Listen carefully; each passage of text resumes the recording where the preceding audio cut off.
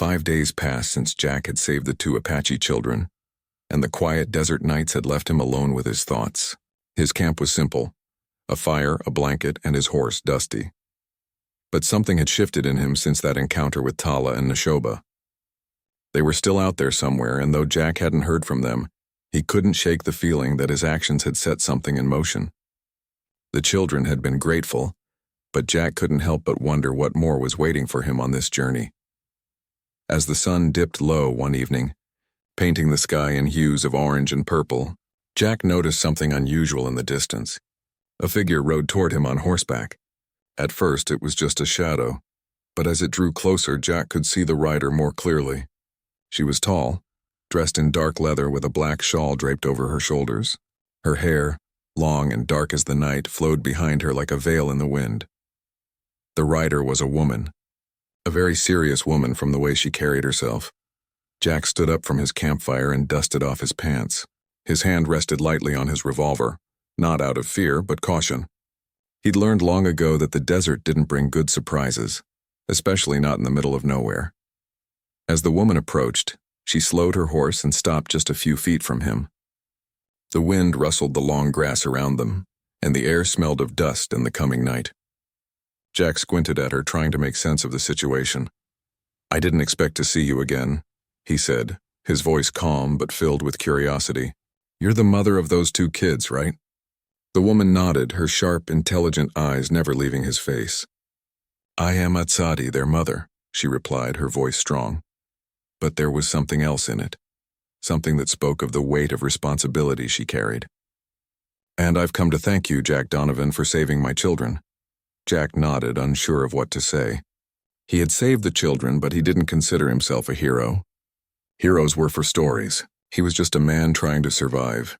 It was nothing. They were just kids. They didn't deserve that fate. Atsadi didn't respond immediately. Instead, she studied him as if weighing his words carefully. Then with a slight nod, she spoke again. "It was more than nothing. You risked your life to help them when you didn't have to. And for that you have earned my respect. But I've come with a purpose beyond just gratitude." Jack raised an eyebrow. "And what might that be?" Atsadi looked past him to the wide-open desert. Her eyes were distant for a moment, as if she could see the land stretching beyond the horizon. When she spoke again, her voice was even, but there was a clear sense of urgency behind it. "My people are in danger," she said. "The bounty hunters you encountered, they are just a small part of a much larger problem. There are men out there, settlers and soldiers, who want to push my people from our land, and soon they will come for us in full force. I need someone who knows how to fight, someone who can stand with us. That's why I'm here." Jack's heart skipped a beat. He had known that his actions weren't without consequence, but he hadn't expected this. He was a cowboy, a man who lived alone, away from the conflicts that raged between settlers and native tribes. He wasn't part of their world, and he didn't want to be. "You want me to fight for your people?" Jack asked, his tone skeptical. "I'm just a man with a horse. I don't owe you or your people anything." Atsadi's eyes softened slightly, but her expression remained firm. "I don't ask for favors. I ask for your help. My people are strong, but we are outnumbered. We've survived for generations, but we cannot do it alone anymore. You, Jack Donovan, have the skill to fight. You know the land, and you know how to survive. You've fought for yourself all these years. Now I ask you to fight for something greater." Jack wasn't sure how to respond. He had lived most of his life trying to avoid getting involved in other people's struggles. He was a cowboy, not a soldier. But there was something about Atsadi's words that struck a chord deep within him.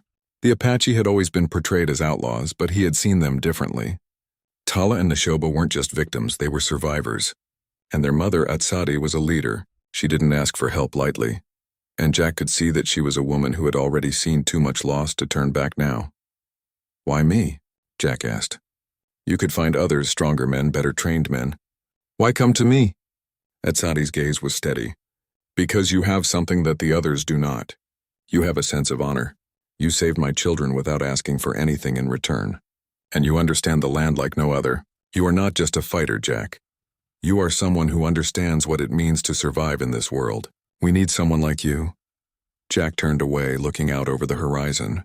The desert stretched out, lonely and unyielding, but for the first time it didn't feel like home. It felt like a place where his decisions could make a difference. Could he really fight for something bigger than himself? Was it time to stop running and stand for what was right? The fire crackled softly behind him, its warmth reaching into the cool evening air. Jack stood there for a long moment, thinking. He had seen what the world could do to people, to children. He had seen the pain in Tala and Neshoba's eyes, the fear of losing everything. He couldn't just turn away from that. Turning back to Atsadi, Jack finally spoke. "All right, I'll help you. I'll fight with you and your people." Atsadi's face softened, and for the first time a smile tugged at the corner of her lips. "Thank you, Jack Donovan. You do not know what this means to me, to my people. I'm not doing this for you, Atsadi," Jack said. "I'm doing it because it's the right thing to do." Atsadi nodded as if she understood the depth of his words. Then it begins. The days that followed were filled with preparations. Atsadi brought Jack to her people, and he saw the Apache village for the first time. It was smaller than he had imagined, a peaceful settlement nestled near a river, surrounded by tall, green trees that seemed out of place in the harsh desert. The people were strong, their faces hardened by years of struggle, but there was a quiet strength in them that Jack admired. They were warriors not by choice but by necessity. Atsadi introduced Jack to the elders, and they welcomed him with respect, though they were cautious. Jack had never been one for ceremony, but he understood that this was important. The Apache were a proud people, and Jack had to earn their trust. He spent days learning their ways, listening to their stories and training with their warriors. Slowly, he became part of their fight. It wasn't long before Jack realized that his decision to fight for the Apache had changed him. He was no longer just a cowboy wandering the desert. He had a purpose now.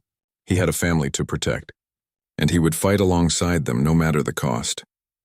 The sun had already sunk behind the distant hills by the time Cade Parker rode into the small, dust-covered camp. His horse, Dusty, snorted and stamped the dry earth beneath him, tired from the long journey. Cade had followed the raiders for days, tracking their movements as best as he could. Despite the heat, the winds, and the never-ending stretch of desert. Now, as he reached the small, quiet valley, he saw that the raiders' camp was just ahead. Mina's cabin was only a few miles from here, and she had been right to come this far. If the raiders had taken the children to a hideout in the hills, this was where they would be. Cade wasn't sure if he would find the boys alive, but he had to try. His heart told him there was still hope. He adjusted his hat and pulled his jacket tighter around him, then set out toward the raiders' camp. The last thing he wanted was to be seen too soon. He needed to take them by surprise, which meant moving quietly and carefully through the tall desert grasses. As he neared the camp, Cade saw the movement of men sitting around a fire. It was a small camp, but enough to hold the band of raiders he'd been following. He could hear their laughter from a distance, the sound of voices carrying on the wind. Cade's stomach tightened. He wasn't just dealing with ruthless men, but with men who had no respect for life. His mind raced. He could hear the boys' voices in his head, could see their frightened faces. The thought of what might be happening to them only pushed him harder. He needed to make a plan. After a few moments of listening, Cade made his move. Moving quietly in the shadows, he crept closer to the camp. From his hiding place behind a large rock, he saw the two boys. They were tied to a post, their heads drooping from exhaustion. Their clothes were torn and dirty, and their faces were pale. But they were alive. Cade felt a rush of relief. He studied the raiders closely. There were 5 of them, all sitting around the fire, drinking and laughing. Their leader, Marcus Clay, was the one who had taken the boys. Cade recognized him immediately. He was a man whose reputation was known for being cruel and unforgiving. The others were just as rough, each one armed and alert. Cade knew he had to move quickly. He couldn't afford to waste any more time. He scanned the camp for anything he could use to his advantage. His eyes landed on the raiders' horses tied to a nearby post. If he could free one of them, he could make his escape with the boys. With his plan set, Cade slowly and silently crept toward the horses. His heart pounded in his chest. He was close now. His fingers brushed against the reins of the nearest horse, and he gently untied them. The animal was restless but didn't make a sound. Cade's hand gripped the reins tighter, his muscles tense. He didn't have much time. Just then, a twig snapped. Cade froze, his heart skipping a beat. One of the raiders, a tall man with a scar across his face, stood up from the fire. His eyes scanned the camp, and for a moment Cade was sure he'd been spotted. But the man only grunted and sat back down, taking another swig from his flask. Cade let out a breath of relief. He quickly mounted the horse, then spurted into a run, heading straight for the boys. He knew the raiders would be right behind him in seconds, but he was willing to take the risk. The boys' eyes widened when they saw Cade approaching. They struggled against their bonds, but Cade quickly dismounted, cutting through the ropes that held them. "We're getting out of here," Cade said, his voice low and urgent. "Now." Santiago, the older of the two boys, nodded quickly, but Mateo was still frightened. "Are we going to be safe?" "You'll be safe with me, I promise," Cade said, offering a reassuring smile. "But we need to hurry." With the boys freed, Cade helped them onto the horse one at a time. He then swung onto Dusty's back and spurred the horse into a gallop. Behind them, the raiders shouted and cursed, realizing their prisoners had escaped. The desert night air whipped past them as Cade rode as fast as he could, trying to put as much distance between them and the raiders. The moon hung low in the sky, offering just enough light to see the rocky trail ahead. "We're almost there," Cade called over his shoulder. "Just hang on." Back at the cabin, Mina was pacing nervously. The longer Cade had been gone, the more her fears grew. She had no idea whether or not he would succeed in rescuing her sons. She thought about what she might do if they never returned. The thought of losing them completely was unbearable. She had already lost her husband. She couldn't lose her children, too. Her mind wandered back to the night she had last seen them. The fear in their eyes still haunted her.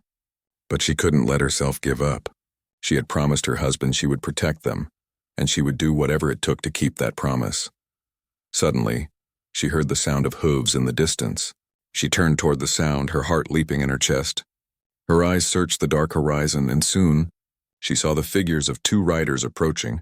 One of them was Cade, and behind him, Santiago and Mateo were safely riding on horseback. Mina's breath caught in her throat. Her legs trembled as she ran to meet them, her heart pounding with relief and joy. She reached them just as Cade dismounted, helping the boys down. "Mama," Santiago cried, running into her arms. Mina hugged him tightly, tears streaming down her face. "Mama, we're okay." "I knew you would be," Mina whispered, holding him close. Mateo followed, and Mina scooped him into her arms as well, kissing his forehead. "You're safe now," she said softly. Cade stood back, watching the reunion with a quiet smile. He had kept his promise. The boys were safe, and the look in Mina's eyes made everything worth it. I don't know how to thank you," Mina said, looking at Cade with gratitude. "No need to thank me," Cade replied, tipping his hat. "Just doing what's right." Mina paused for a moment, her eyes softening as she looked at him. "You saved my sons, and gave me hope when I had none left." Cade felt a warmth spread through him at her words. It was more than just a sense of duty that had driven him to help her. There was something about Mina's strength, her courage, and her love for her children that touched him deeply. As the night settled around them, Cade found himself feeling something he hadn't in a long time, something more than just the satisfaction of a job well done. He felt a sense of belonging, of connection. Maybe this was just the beginning of something more. As the stars twinkled high above them, Mina turned to Cade, a thoughtful expression on her face. "Would you stay for a while?" she asked quietly. "There's no telling what else might come, and I could use your help." Cade looked at her, his heart filled with a new kind of certainty. "I think I'll stay,"